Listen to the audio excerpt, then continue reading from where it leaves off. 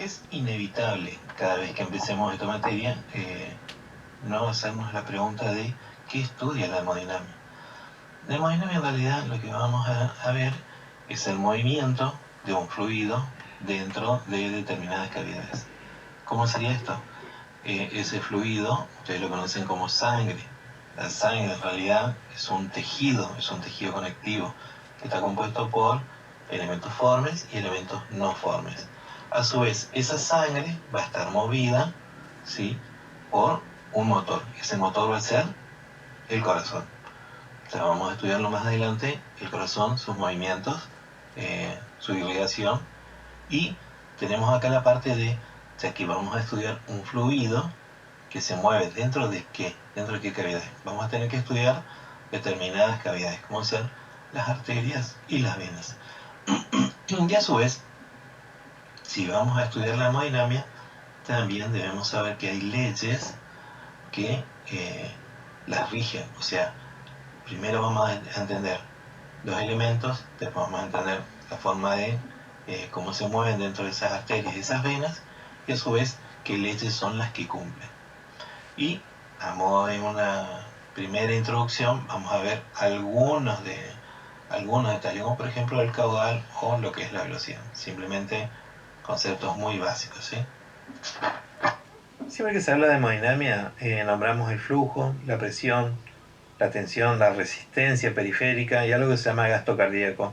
Son todos conceptos que lo vamos a ver un poco más adelante. Algo que tenemos que tener en esta primera parte sería la definición o el concepto de hemodinamia. La hemodinamia, el laboratorio de hemodinamia básicamente son procedimientos mínimamente invasivos que a través de sondas y catéteres, ¿sí?, podemos realizar procedimientos como por ejemplo angiografías y angioplastia. La angiografía es la visualización de todo ese circuito circulatorio y la angiografía es la reparación si hay en algún momento alguna estrechez o algo por el estilo, ¿sí? Eso es un concepto muy chiquitito de lo que es la definición de hemodinamia, ¿sí? Es un procedimiento mínimamente invasivo, porque el paciente va a estar despierto, ¿sí? Es muy importante que el paciente esté despierto. Se le va a sedar simplemente en la zona de donde le vamos a colocar el catéter, que generalmente es la arteria femoral. O sea, vamos a ver eso en la zona. Y a través de un método. El método se llama método de Seldinger. Consta de 5 o 6 pasos. O sea, vamos a ver los pasos que son. Y a través de los cuales podemos introducir o un catéter. Si fuera un catéter, en ese caso estamos hablando de una angiografía. Y si fuera una sonda, en ese caso estamos hablando de una angiografía.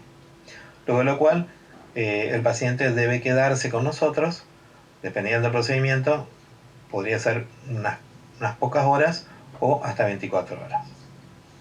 Bueno, la circulación y sus componentes, lo primero que nosotros tenemos que pensar, más allá de que es un fluido y que ese fluido en realidad es un tejido conectivo y que a su vez ese tejido está compuesto por células, y esas células a su vez hay algunas que tienen forma y otras que no. Lo más importante en este caso sería el motor. El motor en este caso va a ser el corazón, ¿sí?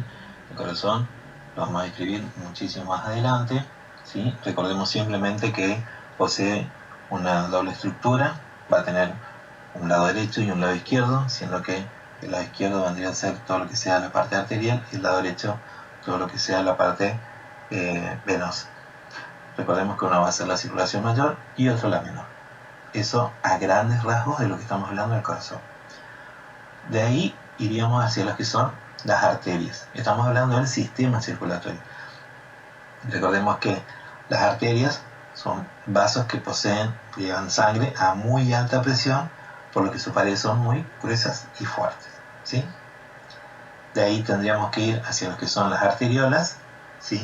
Las arteriolas son ramas terminales y lo que de verdad nos interesa acá es que poseen mucho músculo liso. Eso es lo que le da la capacidad de vasocomprimirse o hacer una vasodilatación. Y acá tenemos los capilares.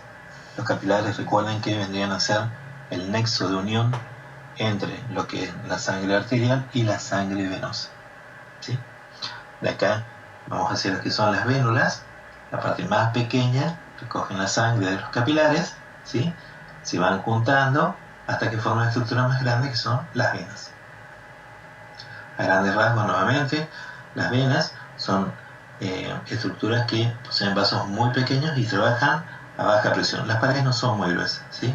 Trabajan a baja presión. ¿Por qué? Les he explicado hoy por qué de esa manera funciona el sistema circulatorio, ¿sí? Tiene que ir siempre en un solo sentido.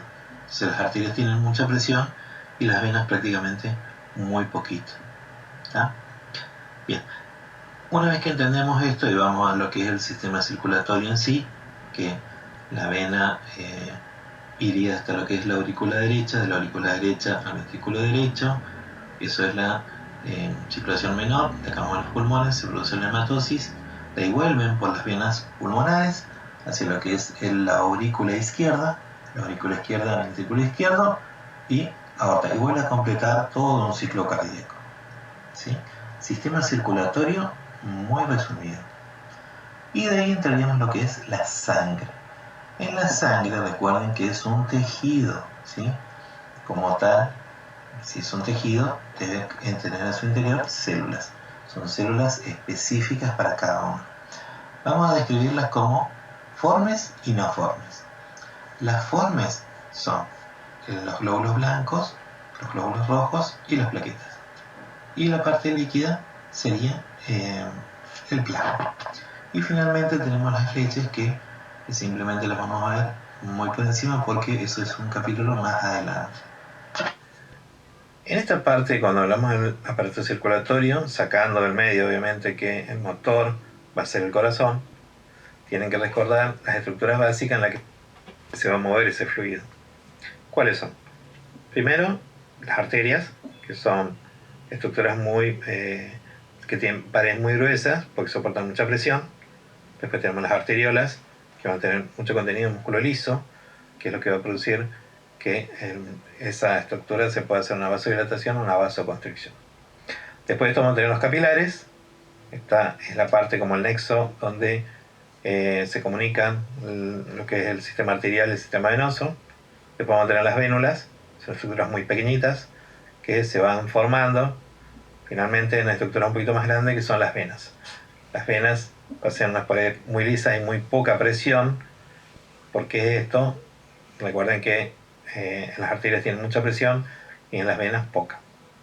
¿Sí? Vuelven a lo que es el corazón y de ahí volvemos a completar todo un ciclo cardíaco. Perdón.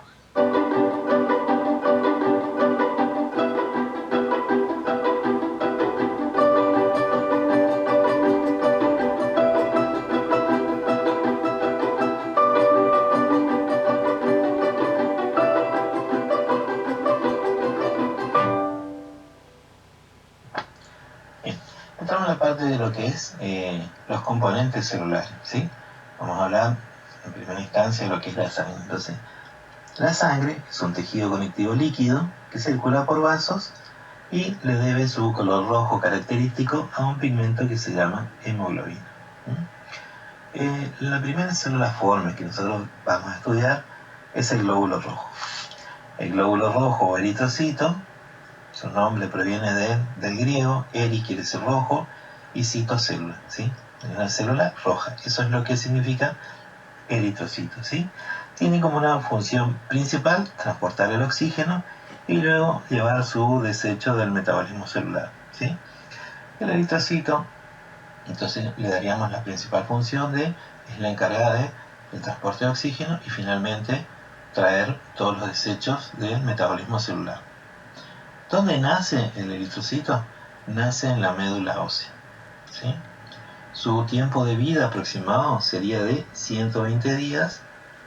Finalmente, terminado ese tiempo, digamos, no es que llegue a los 120 días y se destruye, sino que básicamente es destruida en varios lugares. Pero nosotros, vamos a tomarlo así, como algo muy rápido, digamos, va a ser destruida en el vaso, ¿sí? Una vez que es destruida, ¿sí? Eso se rompe su membrana celular y se vierte en su contenido, su pigmento M y la globina.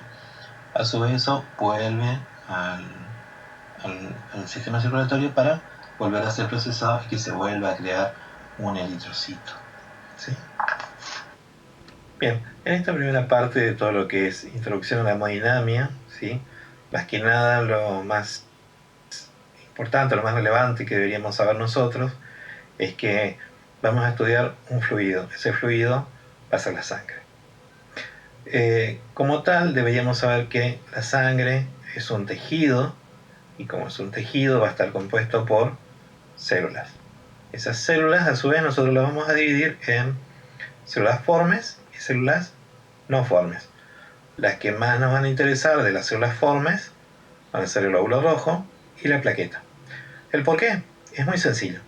En los glóbulos rojos va a ser el transporte de oxígeno y el de las plaquetas, ya que está encargada en la parte de lo que es la coagulación, va a ser muy importante cuando veamos cómo se produce, cómo se realiza, un procedimiento de cateterismo hemodinámico en el que se van a colocar catéteres y sondas y a su vez se va a colocar una sustancia que se conoce como heparina y lo que hace es desciende el nivel de las plaquetas. Por lo tanto, es muy importante saber los niveles de valor de referencia que tiene la plaqueta al ingreso del paciente, porque si nuestro paciente estuviera en un nivel muy bajo, imagínense colocándole esta sustancia química, el paciente podría descender muchísimo, ¿sí? Eso es lo más importante en esta primera parte, digamos. Bien, el glóbulo rojo o eritrocito, su nombre lo viene del griego, eri quiere decir rojo y cito célula, ¿sí? Es un glóbulo rojo. Tiene como función transportar el oxígeno y luego llevar su producto de desecho celular, ¿sí? Básicamente el eritrocito entonces va a ser el encargado del transporte del oxígeno y a su vez también llevar lo que es el producto de su desecho metabólico. Entonces el gina nace en la médula ósea, tiene una vida promedio de aproximadamente 120 días, luego de lo cual debería ser destruida en el vaso y en otras partes del cuerpo, pero vamos a tomar básicamente en el vaso, ¿sí? Una vez que es destruido, vuelve a la circulación en sus dos componentes básicos, que es la hemo y la globina, ¿sí? Bien, eso es básicamente muy cortito lo que es eritrocito. Bien. Las plaquetas o trombocitos son células sanguíneas más pequeñas que intervienen en la coagulación de la sangre. También se producen en la médula ósea y viven alrededor de 6 o 7 días. Su déficit provoca algo que se llama trombocitopenia y es muy probable que produzcan hemorragias. Entonces lo más importante acá en plaquetas es, recordemos su origen, ¿sí? Se origina en la médula ósea, su vida, ¿cuánto sería? Su vida media aproximadamente de 6-7 días. Su función es asegurar la hemostasia a través de varios procesos, no es que asegure inmediatamente, sino que genera varios procesos que son los que finalmente producen esa hemostasia, ¿sí? Y lo que es importante para nosotros para la hemodinamia es recordar esto, los valores normales. Los valores normales son aproximadamente 150.000 a 400.000, ¿sí? Esto es muy importante porque depende de este valor el saber si el paciente puede ser ingresado a un servicio de hemodinamia o no. Esto es muy importante.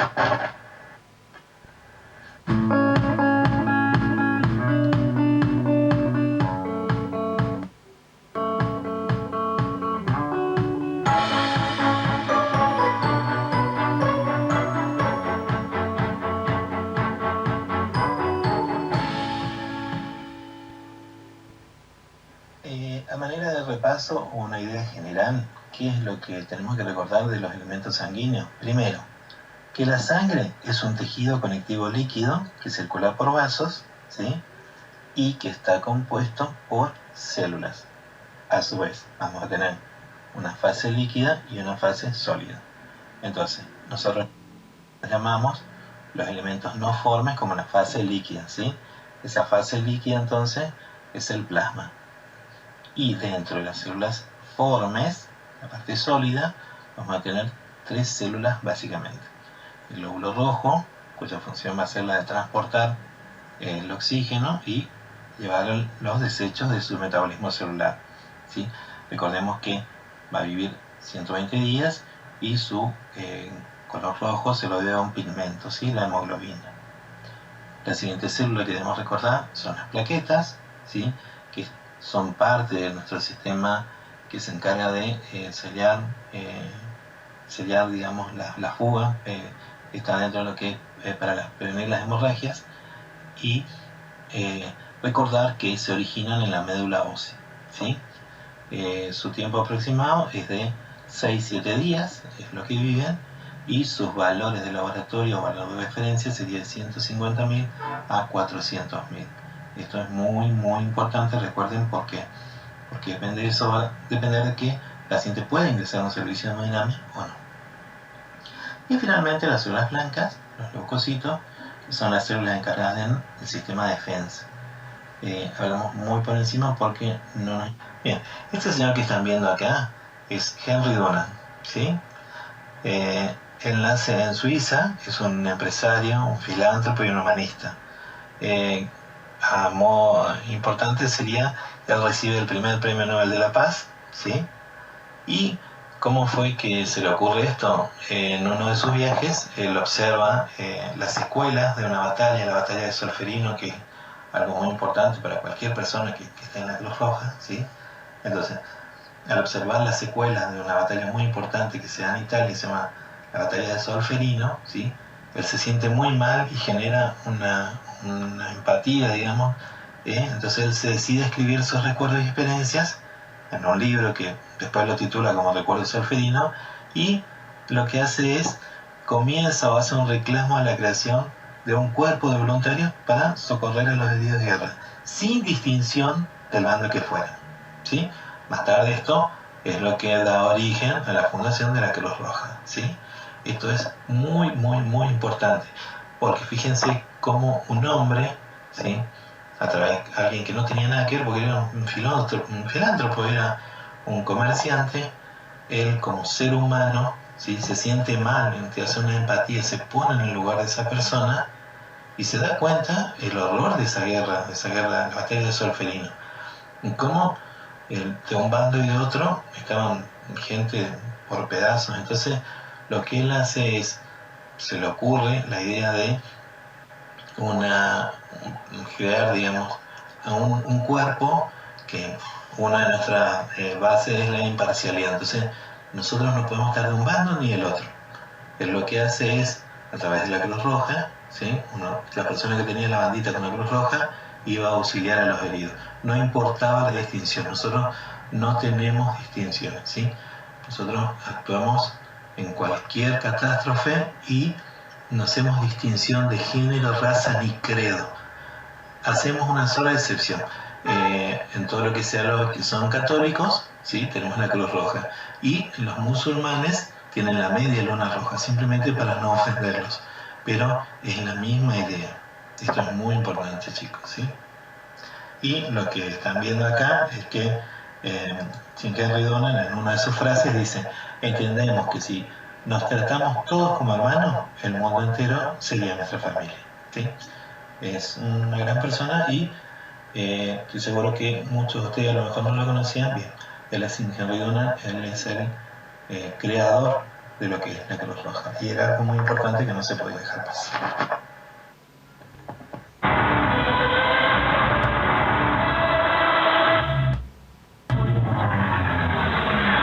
En la sala de hemodinámica del Hospital Universitario de Guadalajara, y vamos a hacer una ligera presentación de en qué consiste esta técnica y qué elementos utilizamos para realizar el diagnóstico y el tratamiento de nuestros pacientes con enfermedades cardíacas. Básicamente es una exploración que se realiza utilizando rayos X. Estos rayos X nos permiten, utilizando un contraste, ver las arterias coronarias, y en el caso que sea preciso vamos a intentar limpiar la arteria coronaria mediante una técnica que se llama angioplastia coronaria. Para poder realizar esta técnica necesitamos un sistema de protección radiológica, ya que los rayos X pueden producir daño a nuestro organismo cuando se utilizan en demasiadas ocasiones en las personas. Como nosotros lo debemos utilizar prácticamente a diario, necesitamos un sistema de protección radiológico que básicamente consiste en un mandil plomado, que es este cuero negro que llevo puesto encima, un collarín que nos permite proteger la zona del tiroides y unas gafas con cristales plomados que nos permiten protegernos sobre todo el cristalino, que es la parte más sensible del ojo, a la radiación, porque si no podríamos presentar cataratas de forma precoz.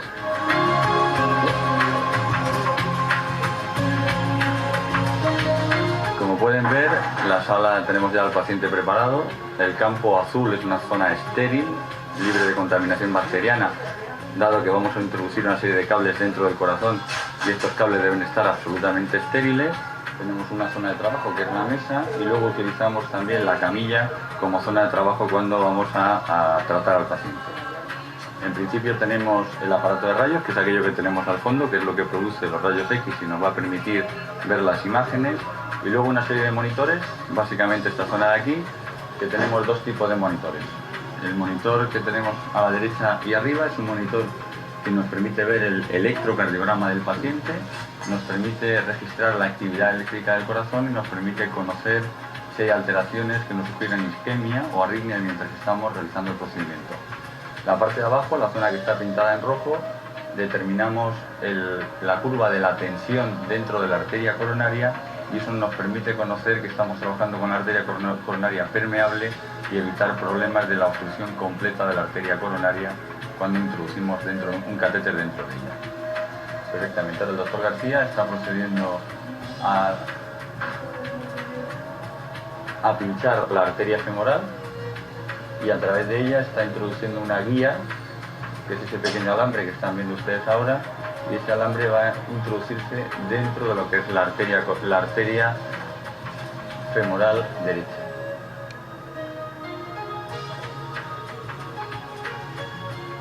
Es un procedimiento que hay que hacer con cuidado porque la función arterial correcta evita complicaciones a largo plazo. Vamos a comprobar ahora que de alguna manera esté dentro de la luz del vaso. Eso lo comprobamos visualizando. No está. Visualizando exactamente el recorrido del alambre dentro de la arteria. Lo vamos a poder ver ahora enseguida.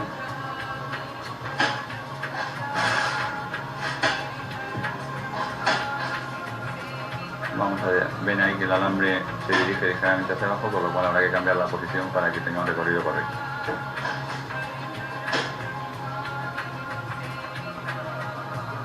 En este momento estamos pasando el introductor, que es lo que nos permite luego pasar los cables dentro de la arteria femoral, y una vez que hemos llegado a la arteria femoral, llegar hasta la aorta y las arterias coronarias.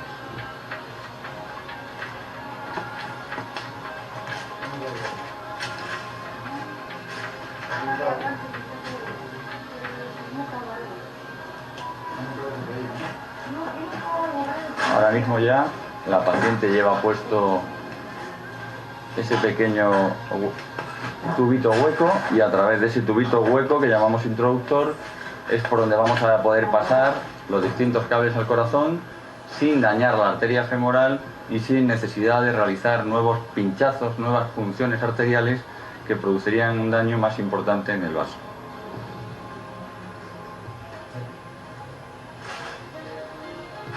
Mediante control radiológico, ven ahí la silueta cardíaca y como sube la guía, y ahora junto con ello sube un cable un poquito más grueso, que es el catéter de diagnóstico, un catéter con una morfología especial, diseñado para visualizar, mediante la inyección de contraste, la arteria coronaria izquierda.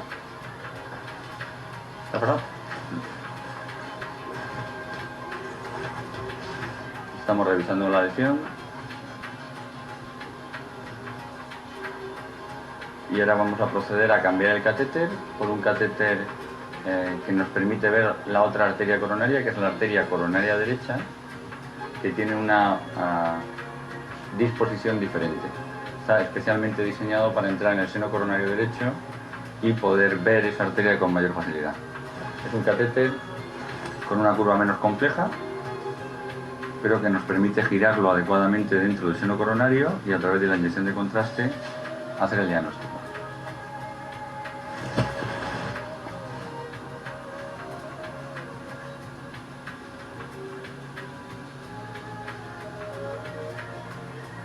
De nuevo a través de la guía, que es el cable que ya tenemos metido dentro de la arteria femoral, subimos de nuevo el nuevo catéter a través de la aorta descendente aorta torácica, ahora llegará al callado aórtico. Ahí ya el doctor García tiene arteria coronaria y va a proceder a la inyección de contraste para confirmar que el vaso tiene probablemente una lesión en el origen porque se queda un poquito dampado, pero que no tiene lesiones significativas. Vamos a poner ahora una proyección craneana, o sea que vamos a ver el corazón un poquito de arriba a abajo y eso nos va a permitir reevaluar de nuevo esta arteria coronaria.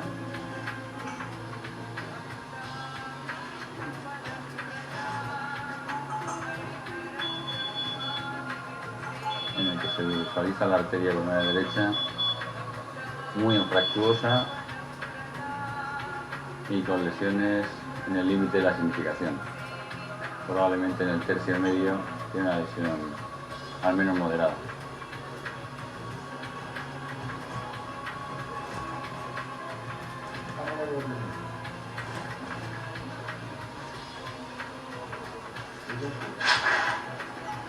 Dado que el paciente tiene lesiones en la arteria coronaria izquierda, en la arteria descendente anterior y en la arteria circunfleja, vamos a intentar limpiar las lesiones coronarias mediante una técnica que se llama angioplastia con balón y, si es preciso, probablemente habrá que además implantar un pequeño muelle dentro de la arteria coronaria, que es lo que se denomina stent. Para ello, pues vamos a pasar una pequeña guía a través de una aguja. Esto se llama la aguja de angioplastia, una aguja hueca.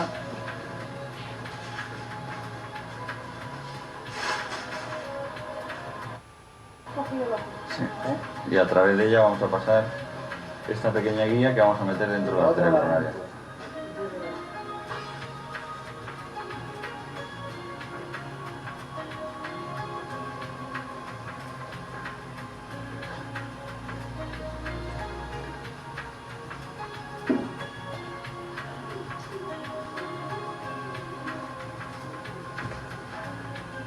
Ahora, mediante control fluoroscópico, vamos a ir avanzando la guía. Vamos a intentar pasar a la arteria coronaria circunfleja, que es la que ha presentado la lesión más severa. Está ya ahí.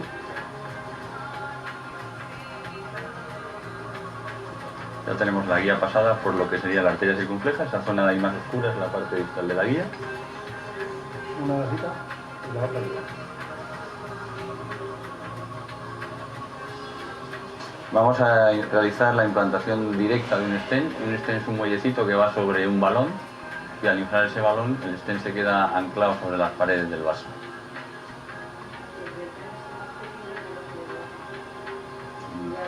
Bien.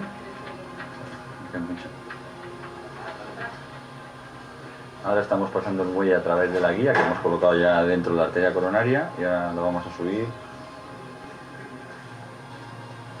a su localización.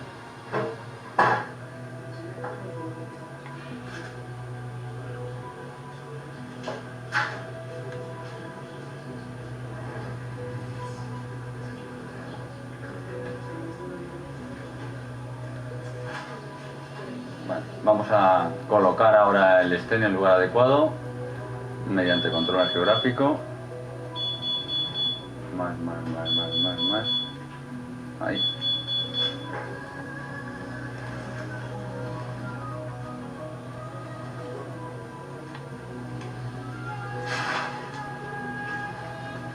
Ahora estamos utilizando un balón de más pequeño calibre porque la lesión es tan severa que no permite pasarlo con un balón más grande, entonces hay que ir abriendo poco a poco el vaso.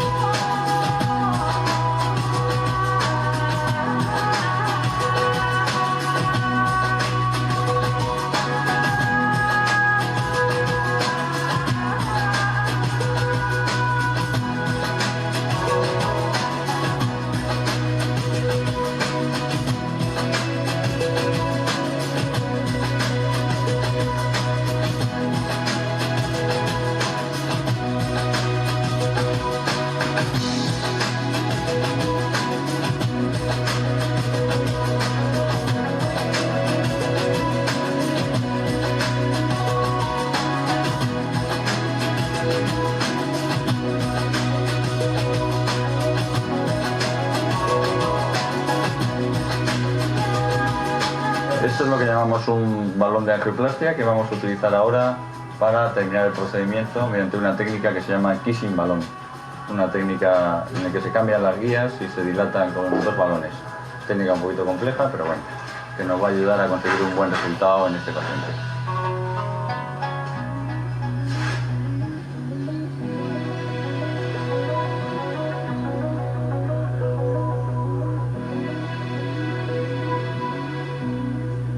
Una lesión. Tampoco queda perfecto el ostión de ricoflejo, compañero. Queda perfecto.